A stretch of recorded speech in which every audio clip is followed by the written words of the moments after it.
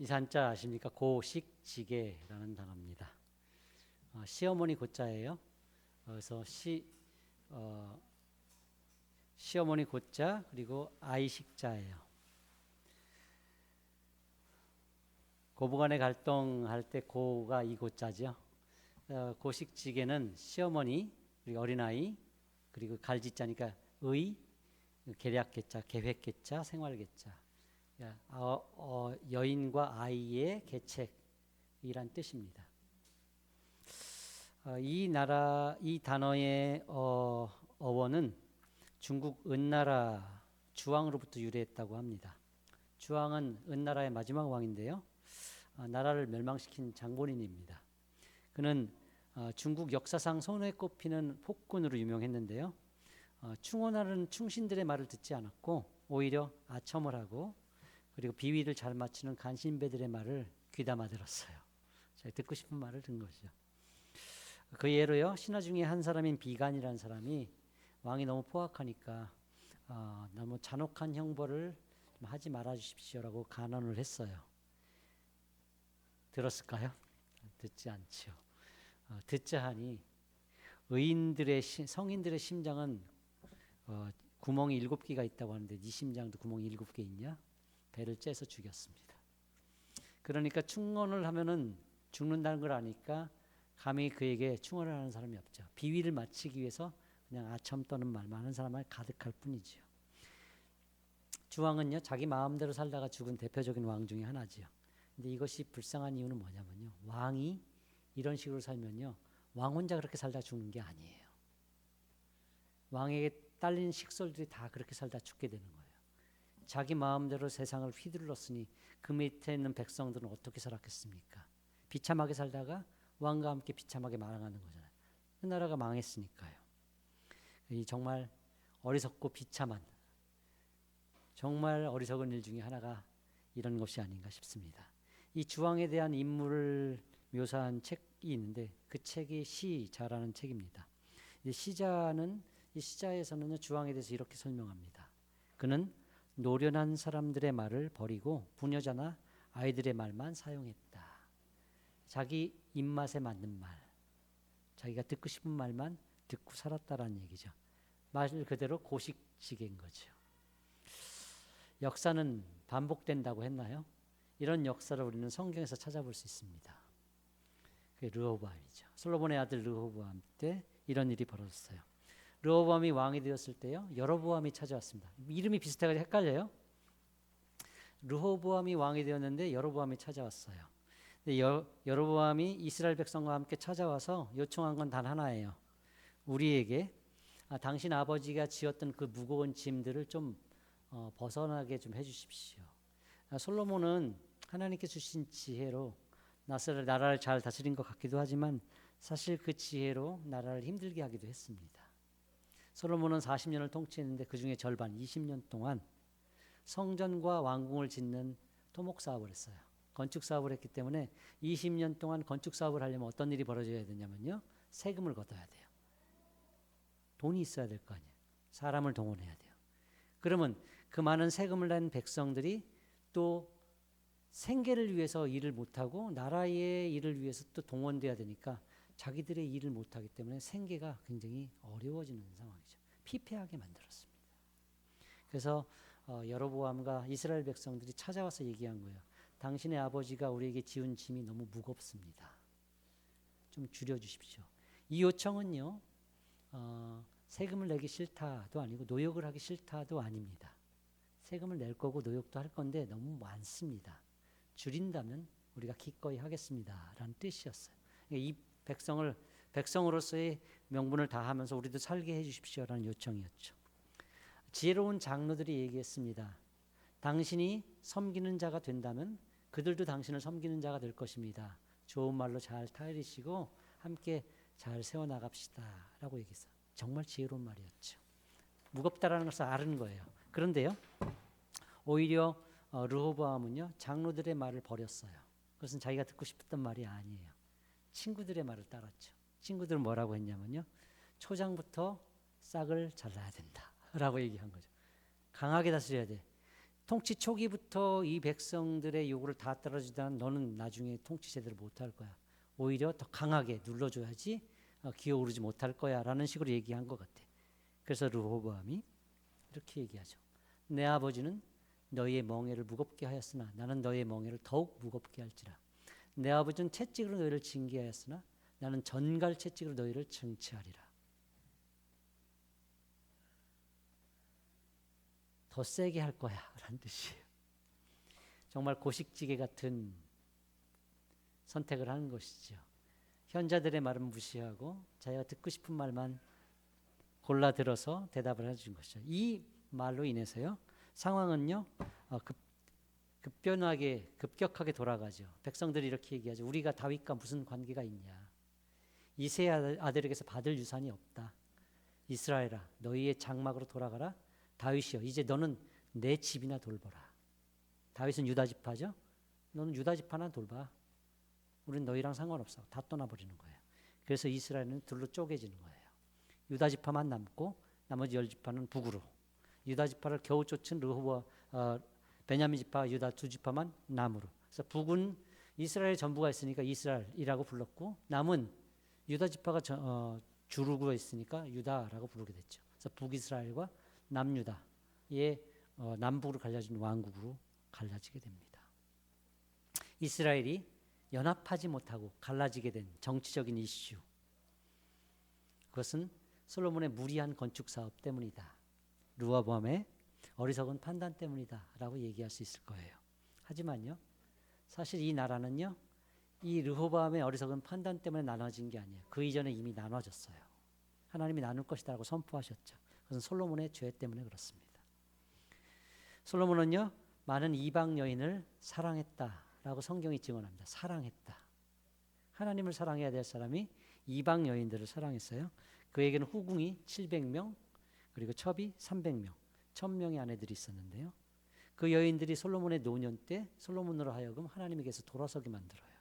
솔로몬은요, 여인들을 위해서, 그 자기의 아내들을 기쁘게 하기 위해서요, 시돈의 여인 아스타롯, 그리고 모압의 그모스, 암몬의 밀곰과 몰록들을 섬겼는데요.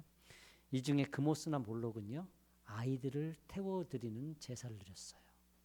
자, 솔로몬이, 하나님을 섬기는 사람이, 하나님의 백성을 잘 다스리겠다고 지혜를 받은 이 사람이 노년에 아이들을 태워드리는 제사를 찬송하고 그런 예배를 드렸다는 것 자체가 이해가 안 가는 상황인 거죠.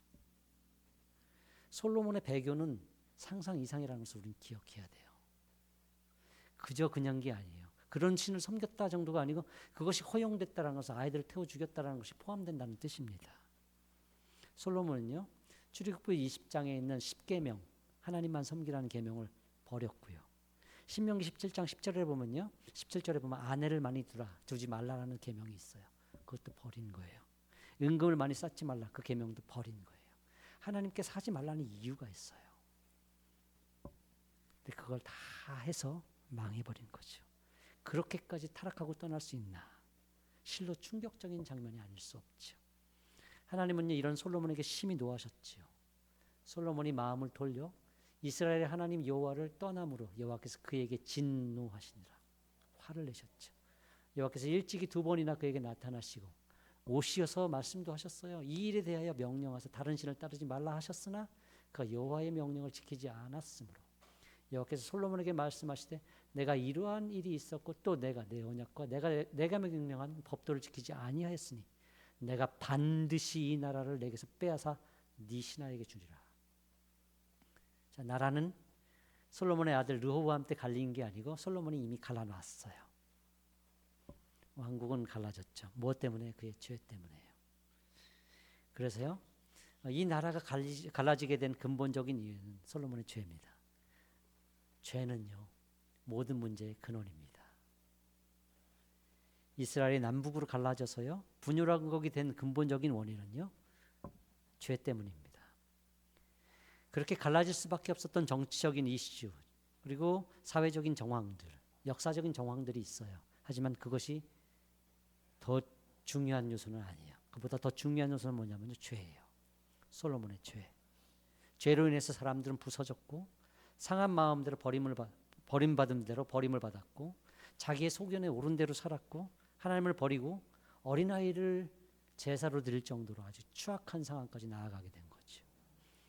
세상의 많은 문제들의 근원은요, 죄입니다. 사람들은 죄 때문에 탐욕을 부리고 분노하고 시기하고 불평하고 게으르고 절망합니다. 죄로 인해서 고통당하고요. 이 죄와 죄가 부딪혀서 더 큰 고통들을 만들어내죠. 우리의 삶이 버겁고 힘든 이유, 근본적인 이유는 죄 때문입니다. 죄가 들어와서요, 모든 것을 부수고 망가뜨렸어요. 세상이 역기능이 된 것은 죄 때문이에요. 만약에 아담과 하와의 범죄가 없었고 가인의 추악한 죄가 없었다면요, 이 세상에 정말 땅이 엉겅퀴를 내는 일이 없었기 때문에 세상은 순기능을 했을 거예요. 우리는 죄 때문에 고통할 일이 없었을 거라는 뜻입니다. 하지만 사람들은요, 이 죄가 들어와서 세상을 망가뜨린다는 그 근본적인 것은 보지 못하고 현상만 본다는 사실 아십니까? 문제를 일으킨 사람, 그 사람의 배경, 교육, 기질, 성품 이런 것들이 복합적으로 작용해서 문제가 생겼다라고 생각하고요, 그것을 고치려고 하죠.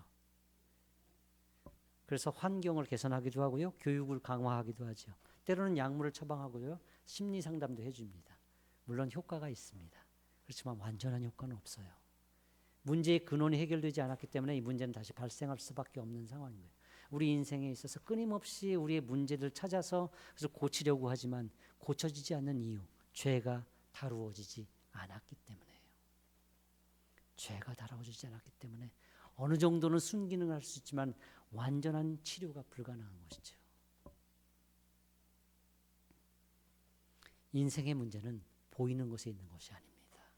보이지 않는 곳, 내면적인 것, 영적인 곳에 있어요. 솔로몬이 못 배워서 죄를 지었나요? 가난해서 죄를 지었나요? 결손 가정, 역기능적 환경에서 자랐기 때문에 그런 죄를 지었나요? 그렇지 않지요. 그는 그런 사람이 아니었어요. 이스라엘 백성에게 정말 좋은 왕이 되고 싶어서 하나님께 지혜를 구했던 왕이었어요. 그때 그 지혜를 구할 때 솔로몬은 부귀영화는 생각도 안 했어요. 지혜만 구했어요. 하나님을 사랑하는 열심이 있었죠. 성전을 지었잖아요. 근데 그런 그가 탈선을 합니다. 하나님보다 이방 여인을 더 사랑하고 자기를 위해서 은금을 많이 쌓아두고 하나님을 떠나서 우상을 섬기죠. 왜 그럴까요? 그는 근본이 죄인이기 때문에 그래요. 자기 힘으로 죄를 이길 수 있는 존재가 아니기 때문에 그런 거예요. 왜 다윗이 밧세바를 범했을까요? 밧세바의 남편 우리아를 죽였을까요? 다윗의 삶이 불우했기 때문에 그럴까요? 사울의 칼을 피해서 도망다니다가 이 반사회적 성격이 싹이 튼 거죠. 심각한 비관론자가 된 거예요. 그래서 어쩌다 보니까요, 삶과 환경이 그를 정말 사이코패스로 만들어서 그런 일을 저질렀을까요? 아니에요. 그렇지 않아요. 다윗은 사울을 피해 도망다닐 때도 참 괜찮은 사람이었어요. 죽일 기회가 있었어. 안 죽였어요. 내가 어떻게 하나님의 기름 부으신 자를 손을 댈 수 하지 않겠다 했어요. 고통과 위험이 있을 때마다 하나님께 부르짖어 기도했던 사람이에요. 그런 그가 간음을 했고 살인을 했습니다. 모든 것을 감추고 없는 듯이 살려고 했어요. 왜 그럴까요? 왜 그럴까요? 죄인이기 때문입니다. 사람은 그렇게 쉽게 죄를 이길 수 있는 존재가 아니기 때문에 그런 거예요. 성경은 왜 다윗의 얘기를 굳이 얘기하고 싶은 걸까요? 이 범죄의 사실을 낱낱이 밝히고 싶은 것일까요? 그것이 기독교의 근본이기 때문에 그래요. 죄를 밝히고 그 문제를 해결하는 것이 하나님께서 우리를 지으시고 아들을 보내신 근본적인 목적이에요. 얼마나 하나님을 위해서 큰 일을 했나를 하나님께서 보는 것이 아니라 너희들이 얼마나 큰 죄인인가를 보게 하시는 것이 하나님께서 우리를 찾아오신 목적이라는 거예요. 십자가를 주신 일이라는 거예요. 그래서 다윗의 그 사건은 기록될 수밖에 없었고 인간의 추악함이 드러날 수밖에 없는 거예요. 나는 괜찮은 사람이 아니에요. 나는 죄인이에요. 우리는 죄인이에요. 이 죄인을 위해서 하나님께서 하실 수 있는 가장 강력한 일이 십자가죠.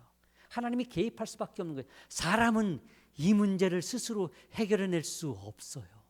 솔로몬처럼 그렇게 많은 것을 누려도 안 되는 것이고, 다윗처럼 선하게 살려고 하나님 말씀을 살려고 해도 안 되는 거예요.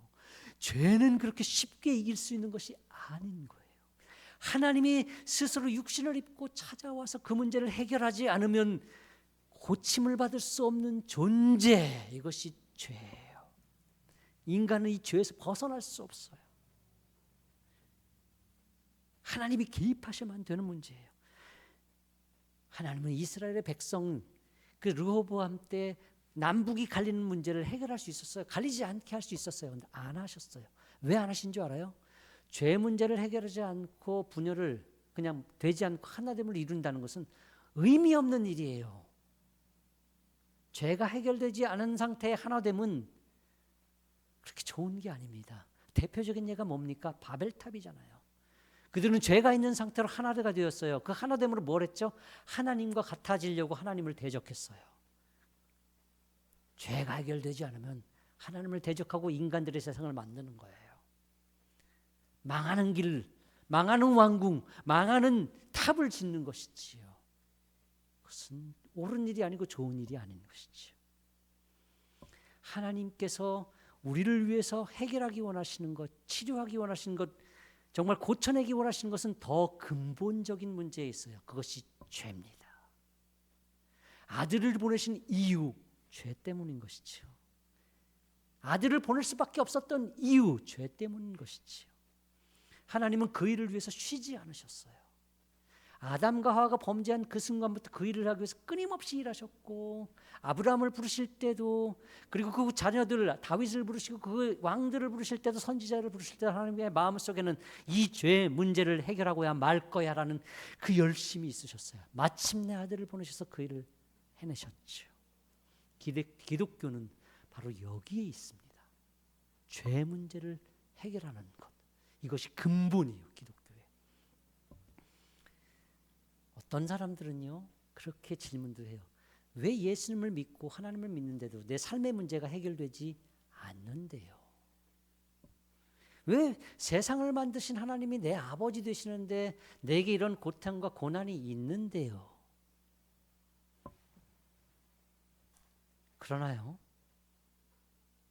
알아야 될 것이 있는데요. 하나님은요 더 중요한 문제는 해결하셨어요. 죄요. 아들은 보내셨고 십자가에 죽으시고 3일 만에 부활하셨어요. 용서가 선포되었죠. 휘장이 위에서부터 아래로 갈라졌죠. 하나님께 나아갈 수 없는 사람들이 나아갈 수 있도록 문이 활짝 열렸죠. 해결하셨어요. 단지 해결 안 된 게 있다면 그것은 근본적인 문제가 아니고 부차적인 문제들이 해결이 안 된 것이죠. 이것도 해결되어 가고 있어요.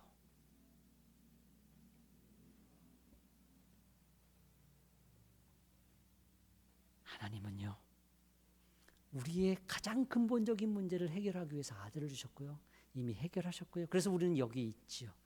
더 나아가서 하나님은요 이 모든 것을 더 하세요.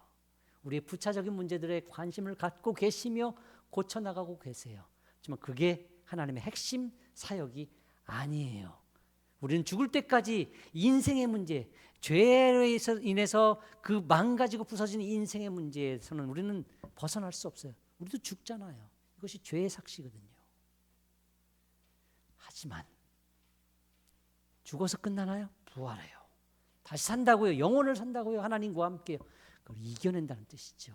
이 땅에서도요 하나님의 응답들이 있어요. 우리 삶에 하나님의 부어주심과 은혜들을 누리지요. 이 하나님이 우리 하나님이에요. 우리는 이 하나님을 믿고 살아가죠. 살만하지 않겠습니까? 근사한 일 아닙니까? 그래서 우리는 또다시 세상을 향해서 나아갈 수 있는 거예요. 괜찮다, 부딪혀볼 만하다라는 고백을 해낼 수 있는 것이죠. 우리 함께 찬양하기 원합니다.